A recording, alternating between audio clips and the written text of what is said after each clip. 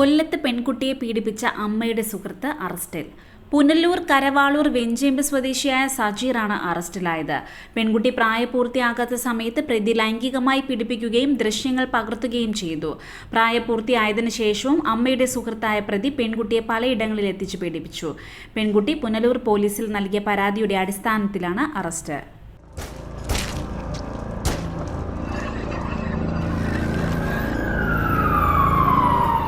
അമ്മയെ കത്തി കാണിച്ച് ഭീഷണിപ്പെടുത്തി. സഹോദരനെ ജ്യേഷ്ഠൻ കുത്തി പരിക്കേൽപ്പിച്ചു. ചൊവ്വാഴ്ച രാത്രി 8 മണിയോടെയായിരുന്നു സംഭവം. ജോസ് രാത്രി കത്തിയുമായി എത്തി അമ്മ ഓമനയെ ഭീഷണിപ്പെടുത്തിയ ശേഷം മടങ്ങിപ്പോയി.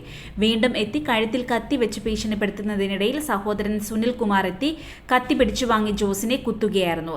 സംഭവത്തിൽ വെണ്ണിയൂർ നെല്ലിവിള നെടിഞ്ഞൽ ചരിവിള പുത്തൻ വീട്ടിൽ സുനിൽകുമാറിനെ പോലീസ് അറസ്റ്റ് ചെയ്തു. വയറിലും മുതുകിലും ഗുരുതരമായി കുത്തേറ്റ ജോസ് മെഡിക്കൽ കോളേജ് ആശുപത്രിയിൽ തീവ്രപരിചരണ വിഭാഗത്തിൽ ചികിത്സയിലാണ്. കുത്തേറ്റ് അരമണിക്കൂറോളം കിടന്ന ജോസിനെ പോലീസ് എത്തിയാണ് ആശുപത്രിയിലാക്കിയത്.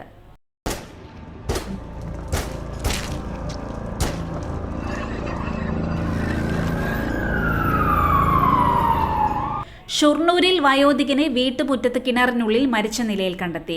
കുളപ്പുള്ളി പരിയാരം പറ്റപടി തെക്കേ കരമേൽ 70-കാരി ശാന്തയാണ് മരിച്ചത്. ഇന്നലെ പുലർച്ചെ 4:30യോടെയാണ് മൃതദേഹം കിണറിനുള്ളിൽ കണ്ടെത്തിയത്. ഇവരുടെ മക്കൾക്കൊപ്പം ഇന്നലെ രാത്രി ഒരുമിച്ചിരുന്ന് ഭക്ഷണം കഴിച്ചു കിടന്നതാണ്. രാവിലെ മകൻ നേരത്തെ എഴുന്നേറ്റ് നടക്കാൻ പോകാറുണ്ട്. ഇന്നലെ രാവിലെ ഉണർന്നു നോക്കിയപ്പോൾ അമ്മയെ കണ്ടില്ല. പിന്നീട് നടത്തിയ തിരച്ചിലിൽ ഇവർ താമസിക്കുന്ന വീടിനോട് ചേർന്നുള്ള തറവാട് വീടിന്റെ മുന്നിലുള്ള കിണറിൽ മൃതദേഹം കണ്ടെത്തുകയായിരുന്നു.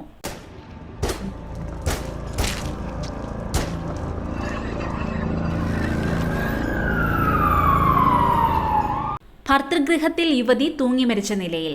ഒറ്റപ്പാലം കീഴൂരിലാണ് സംഭവം.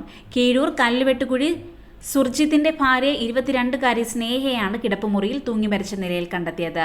അർദ്ധരാത്രി 12:15-നാണ് സ്നേഹ അവസാനമായി വാട്സപ്പിൽ ഓൺലൈനിൽ ഉണ്ടായിരുന്നത്. സംഭവത്തിൽ ദുരൂഹത ആരോപിച്ച് സ്നേഹയുടെ കുടുംബം രംഗത്ത് വന്നിട്ടുണ്ട്.